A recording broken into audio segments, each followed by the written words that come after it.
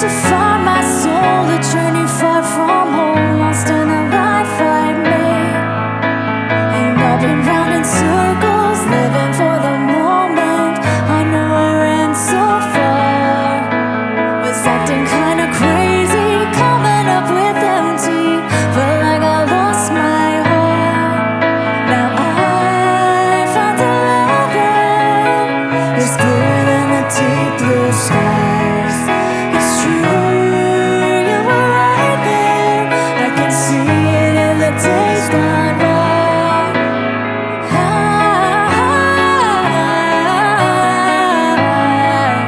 I see you in the days gone by.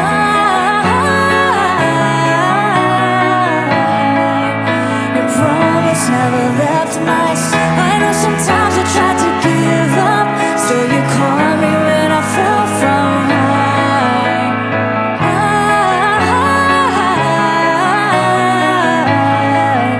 I see you in the days gone by.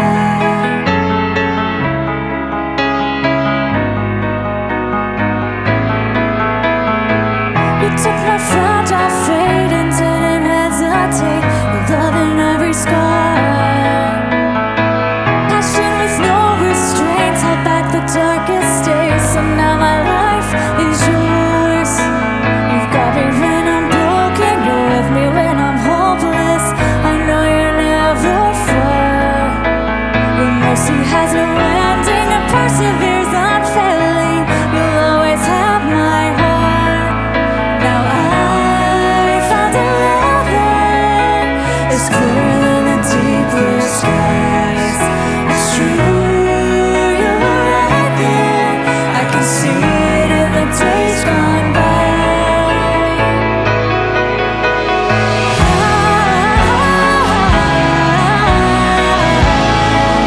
I see you in the days gone by.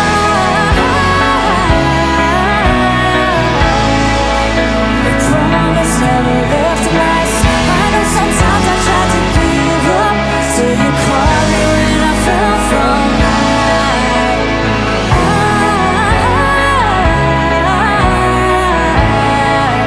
I see you in the days gone by.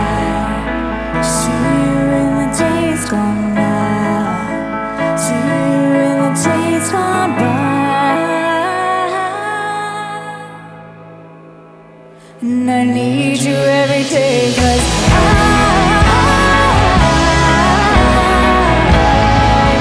I see you in the days gone by.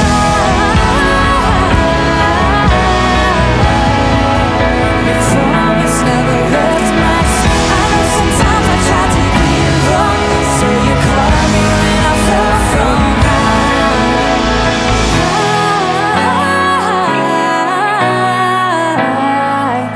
I see you in the days gone by.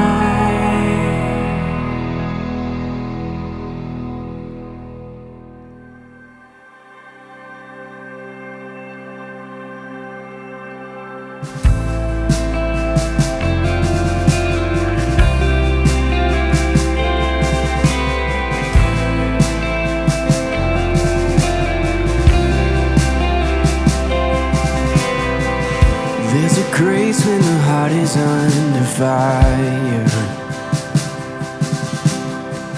Another way when the walls are closing in. And when I look at the space between where I used to be and this reckoning, I know I will never be alone.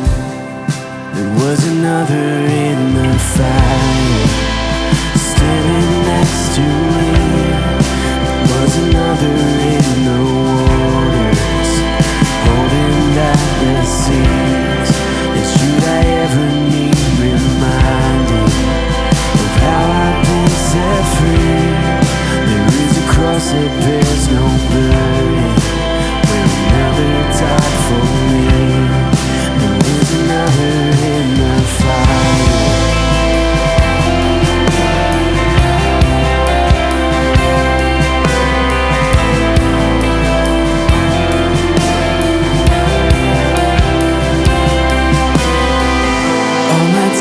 for dead beneath the wall.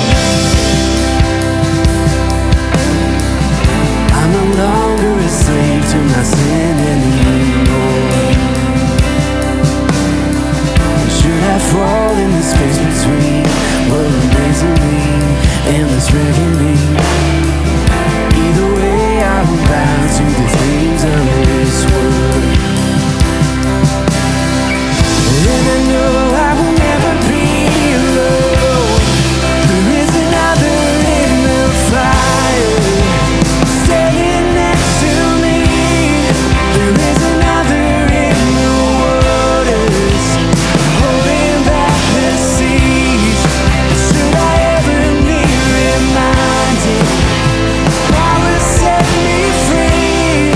There is a grave that holds nobody. Now the power lives in me. There is another in the fire. There's another in the fire. There is another in the fire. There's another in the fire.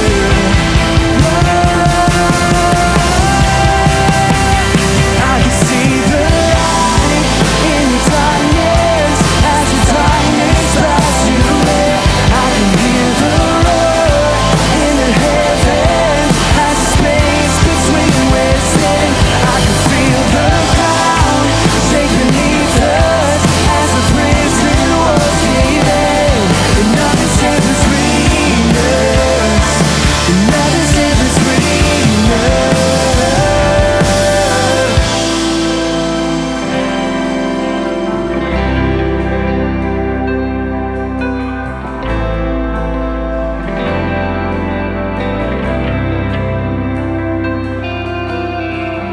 There is no other name but the name that is Jesus. He who was and still is and will be through it all. So come on me in the space between all the things unseen and this reckoning. And I know I will never be alone. Yes, I know I will never be alone. Another in the fire, standing next to me. Another in the waters, holding back the seas. Should I ever need reminding? Could you feel to me? I got a joy from every battle, 'cause I know that's where you'll be. I can see the light in the darkness as the darkness passes away. I can feel the roar in the heavens as the space between we're standing. I can feel the ground shake beneath us as the prison walls cave in. And nothing stands between us. Nothing stands between us. Another in the fire, standing next to me. Another in the waters, holding back the seas. Should I ever need reminding? Could you feel to me? I got the joy from every battle, 'cause I know that's where you'll be. The joy from every battle, 'cause I know that's where you'll be. Count the joy from every battle, 'cause I know that's where you'll be. Count the joy from every battle, 'cause I know that's where you'll be. Count the joy from every battle, 'cause I know that's where you'll be.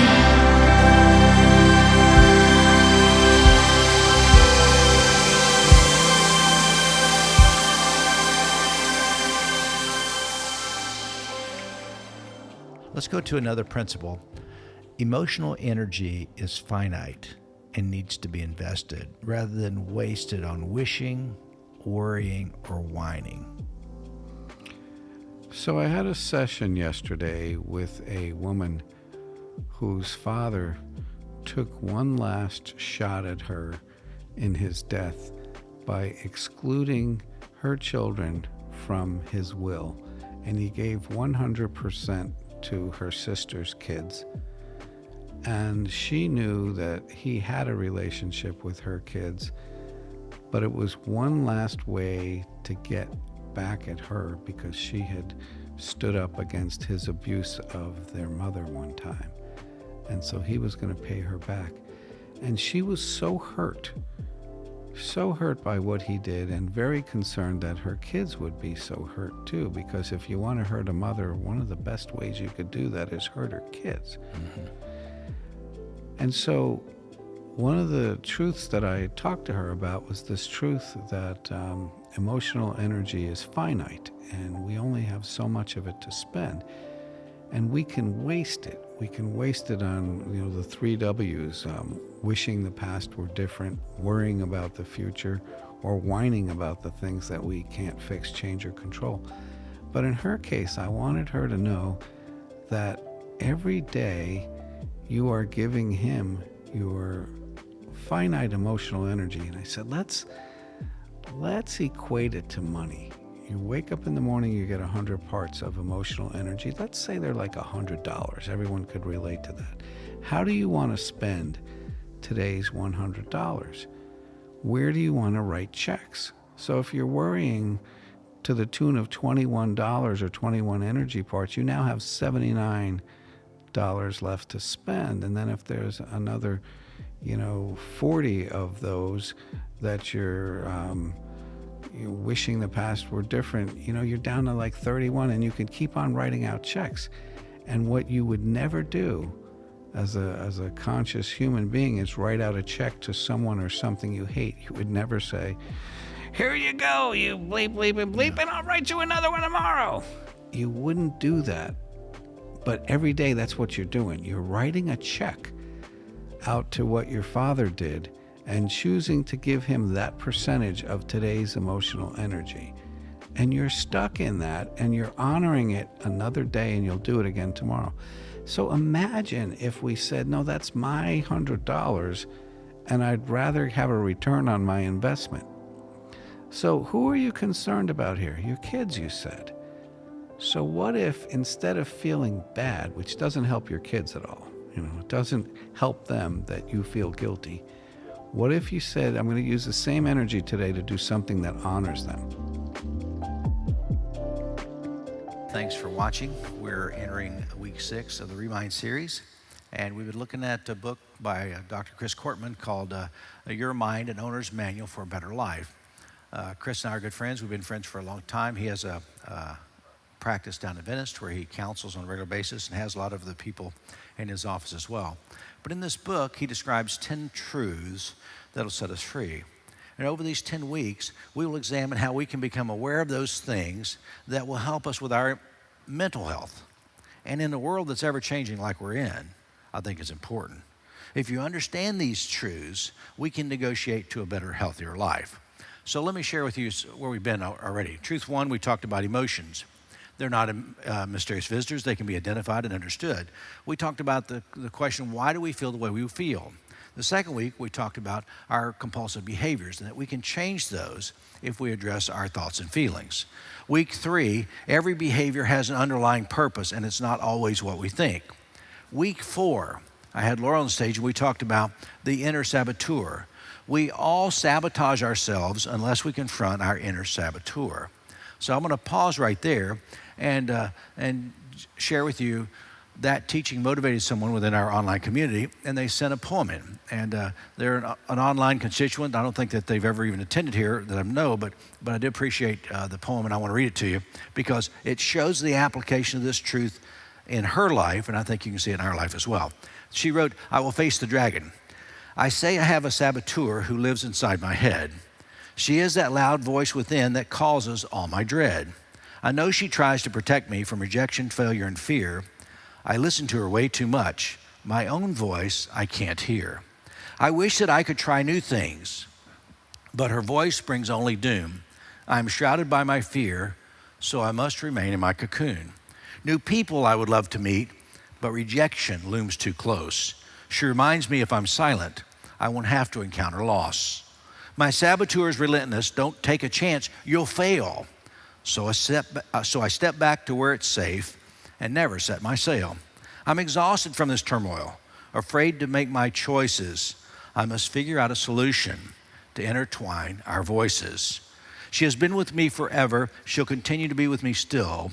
It's time for us to work together so my life will be fulfilled. See, that's the inner saboteur. We all have it. I mean, I could use other language. Even Jordan Peterson talks about your shadow self, something Carl Jung talked about. But really, it's about these voices within us. And it's not that one should dominate the other, but we have to learn to accommodate them as well in our lives. So we all have we sabotage ourselves unless we confront our inner saboteur. And thank you for that wonderful poem. I appreciate it. Truth 5, all behavior requires permission. So we must learn what we're permitting ourselves to do. And last week we talked about how we give ourselves permission to forgive myself for past wrongs. I forgive myself. And as I do that, then I learn to forgive others. I give myself that permission. And thirdly, I give myself permission to let my life soar. Today, I want to talk to you about truth number 6. And listen to what it is. It's on the screen so you can see it. Emotional energy is finite and needs to be invested rather than wasted on wishing, worrying, and whining. Now, as I look at this truth, I want us to go to a great example of that. And it's found in Exodus chapter 16. Listen to what it says. The whole Israelite community set out from Elim and came to the desert of Sin, which is between Elim and Sinai, on the 15th day of the second month after they'd come out of Egypt. And in the desert, the whole community grumbled against Moses and Aaron. The Israelites said to them, if only we had died by the Lord's hand in Egypt. There we sat around pots of meat, ate all the food we wanted, but you have brought us out into this desert to starve this entire assembly to death. I think this is really amazing, and it leads to the first truth I want to talk to you about, the first point. We waste energy when we fixate on wishing the past was different. The entire Israelite community had followed Moses from bondage in Egypt into the desert. They were headed to the promised land, but they were hungry. And as the people got hungry, they began to grumble against Moses and against Aaron. That was their leadership. And this is the complaint in essence. What we wish is that we had stayed in Egypt. We wish, Moses, you'd never showed up.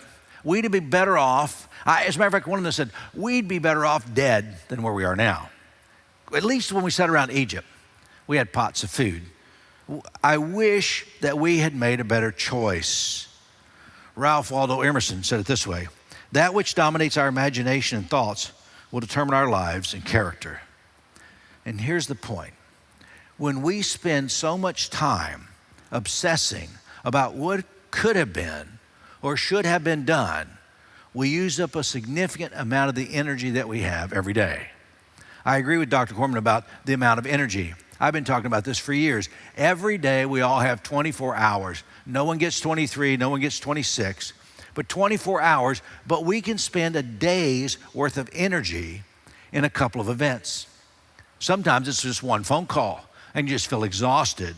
Those who are counselors by trade, and I've counseled more than my share, and after I have a counseling session, it pulls all the energy out of my life. I admire those who do that. It's not really my favorite thing to do. But we can spend a day's worth of energy in just a short amount of time. Now, the amazing thing is that when the energy is spent one day, you wake up the next day and all of a sudden you have your energy back. Some people stress so much about what could have been that they spend a lot of time looking backward. In the early days of Suncoast, I remember thinking that I should have started Suncoast 10 years earlier, and I've said that many times. Then I remember this great truth, you can't change the past. And also I remember this other great truth is if I'd started 10 years earlier, I probably would not have been ready. There are many people though, like me, who love to play the what if game. What if I'd gone to another college? What if I'd gone to another town? What if I'd gone to a different, area in my life, or my parents had moved somewhere else? When I lived in Monticello, Florida, I was a part of a denomination of a church system across the northern part of Florida from one end to the other. And they voted on everything. They voted in the local church, they had a district, they voted in the district level, and the district leadership was voted into place. Well, I got nominated once upon a time to be a trustee of the university which I graduated from in Nashville. That's a prestigious position. Out of all the positions in the church, if anybody could get that one, it was like, it had a lot of perks. You got to fly to Nashville, they wine and dine you, they took good care of you. It really was a great position. And I'd been nominated.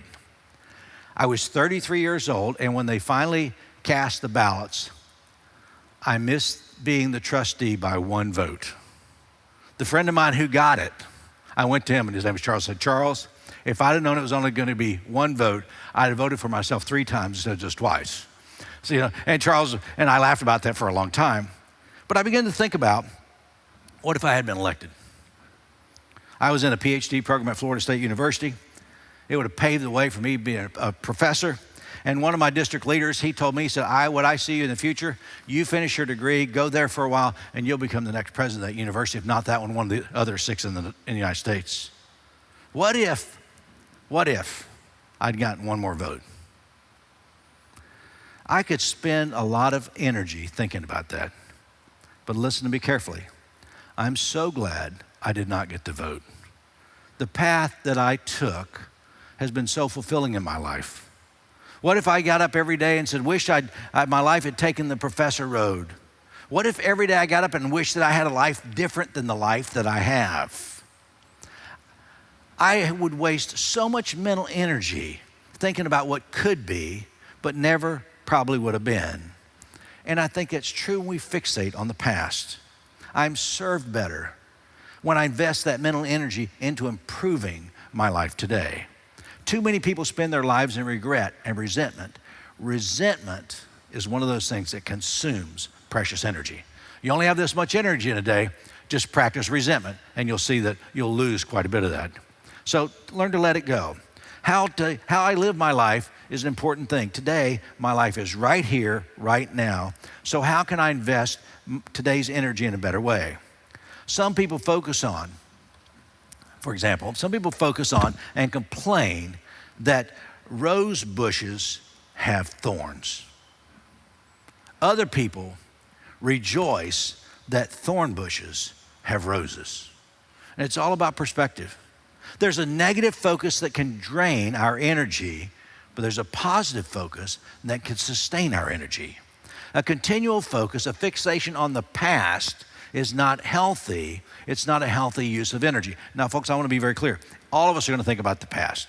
And it's okay to say, well, what if? You can play that game for 5 minutes in your life in a month or whatever, and that's fine. But some people get up every day and it's the same thing over, and it's not healthy for them.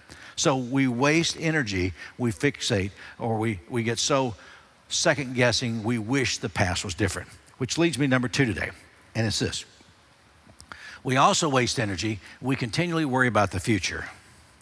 We've talked about worry quite a bit at Suncoast, and I think that one of the things I want to point out is when we fixate on something, when we fixate on the future, and we worry about what's going to happen, what could be, it drains our energy. Today, I don't know how some of us do this on a regular basis, because in our country, we're dealing with the coronavirus. What's going to happen? COVID-19. Are we worried about the future? Many people are. You say, well, I'm not worried at all. Well, let me give you some words that may trigger worry for you. Here's some words that are fun. It'll make you think about this era. One that make you be concerned. First word, vaccine. Well, when's that going to happen? We don't know. What about herd immunity? Well, we heard about that. Quarantine.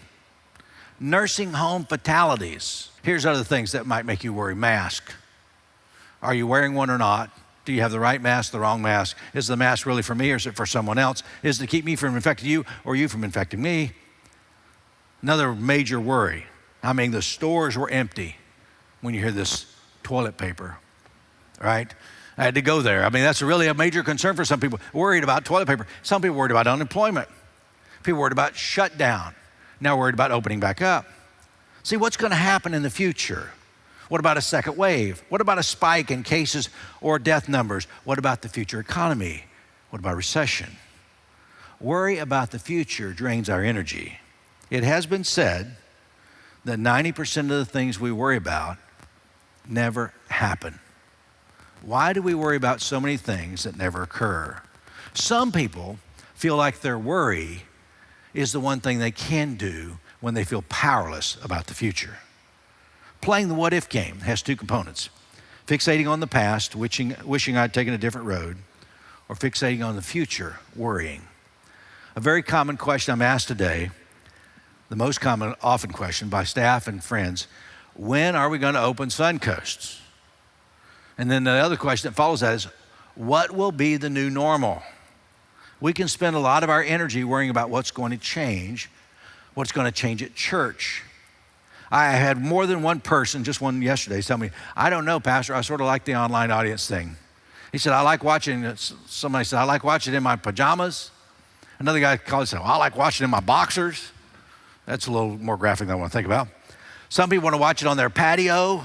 Some people watch it on their phone when they're doing something else. I've heard of some churches, they're saying we're going to reopen quickly, but it's going to be touchless. You're going to walk in, not touch anybody, not touch anything, no coffee, no pens, no notes, no handshakes, no door handles. You walk in, you sit down, you hear it, and you get up and you walk out, no loitering. So you're basically having no human contact when you're here. And I go, well, that's interesting. See, I feel online is okay until things loosen up. You know, one of the things I was thinking about, if I do shake your hand or do not shake your hand, if I do hug you or do not hug you, online, you're not offended. But can you imagine if you came in and people who used to hug are going, and people that are wanting you to hug them, I don't know whether we wear blue shirts for hugging, no hugging, red shirts, whatever, color coordinate, hand signals, or run in and run out, don't touch anyone. But we're concerned about that. What will the future church look like? What about school in the fall? Worrying is a waste of energy. Can I make a suggestion? Let's be a people of hope. When I grew up in a denominational church, there was a fixation about the second coming of Christ called the rapture. Interesting, that word rapture is nowhere to be found in the Bible. It's a fundamentalist worldview. It's almost unheard of now, at least in our community, but it's really a better understanding of the Bible. That really is something that probably needs to be left aside. But what are the views? There was a popular view called premillennialism. Say that 3 times. Premillennialism. And what is that? Jesus is going to come back before this 1,000 years of tribulation. The other view is post-millennialism. What does that mean? Is that there's going to be a 1,000 years of tribulation and Jesus comes after. So one before the tribulation, one after tribulation. I say, Pastor, and I've been asked this years, where do you fall in those two camps? I go, I have another camp. It's called pan-millennialism. What is that? I don't really know if any of this is going to happen, but I just think it's all going to pan out in the end. And today I want to suggest to you, we need a little pandemic talk. We need to talk about it. It's going to pan out. It's going to work out. The things that we worry about are not going to affect it A, B, or C. But I want to ask you to join me as we refuse to let worry rob us of our positive energy. That's good psychological health, which leads to number 3 today. We waste energy in the present when we whine about the things we can't change. There's some aspects of life that are difficult to change. I cannot change many external factors. For example, I can't change the weather. I can't make it rain or not. I can't change the humidity. I cannot change the traffic. I can't change the media. I cannot change the way many people act. And here's what I want you to hear me very clearly. I cannot open up all the economy in the state of Florida. I cannot protect everyone from COVID-19. But I can change some things. I can change my attitudes. I can change on that which I fixate. I can change my behavior. I could change my wishing about the past, worrying about the future, or whining about the present. I can complain less and trust that the future will be okay. When I look at this story in Exodus, people are people. This was thousands of years ago, and the whining and complaining about the past decisions, where we are today, where we're going tomorrow, that story is a perfect example of what we're talking about today. Wasted energy. But I'm going to give you 3 tips today, quickly, to recharge our batteries more than drain them. And here they are. Tip number 1, recognize that our thoughts and actions are things we can control. That's a good tip. We can control our fixation upon the past or future. Tip number 2, use our energy to increase the positives and decrease the negatives. Let me remind you, it's a choice. Every day you have so much energy, you choose how you want to spend that energy. You can either have it drained from you or you can invest it in some way that makes a difference. And thirdly, regularly monitor our energy expenditure. See, take a weekly assessment at the end of the week and say, how did I do this week? Am I stressed? Am I overstressed? What is stressing me? What's robbing me from being a better investor of positive energy in the life of others? Have I helped anyone this week? If I haven't, then maybe I've just been spending all my energy on myself. So I think that's regularly monitor our energy expenditure. If we do that, I think our mental health will be better. We too can have the mind of Christ, which is what our goal is. Can I pray for you? Thank you, Father, for your love and grace. Thank you for this day. Thank you for teaching us the things that we need to hear. It's our prayer today that during this difficult time of isolation and quarantine, the world's opening back up, that our spirits would come alive again, that our energy would be high, that'd be used in a good way, that people be affected for the good because of our lives. Thank you, Father, for this opportunity, we pray. In Christ's name, amen. Hey guys, I want to tell you a story in closing. Someone said, why worry when you can pray? But for most of us, we flip that around. We say, why pray when you can stay up half the night worrying? It's a story I love to tell about a guy who went to his friend. This guy had been a worrywart his whole life, and he wanted to tell his friend that things were different for him. And he said, look, you've been concerned about my worrying. I've taken care of my issue of worry. It's no longer a problem for me. His friend said, that's fantastic. How'd you do it? He said, well, I hired a guy to do all my worrying for me. At the beginning of every week, I give him a list of all the things I should be worrying about, and he worries for me. I don't have to worry or care about it at all. And his friend said, man, that is so great. I'm really happy for you. But how much does it cost? I mean, what does a guy like that charge you for per week? He said, well, he charges about $1,000 a week. He said, $1,000 a week?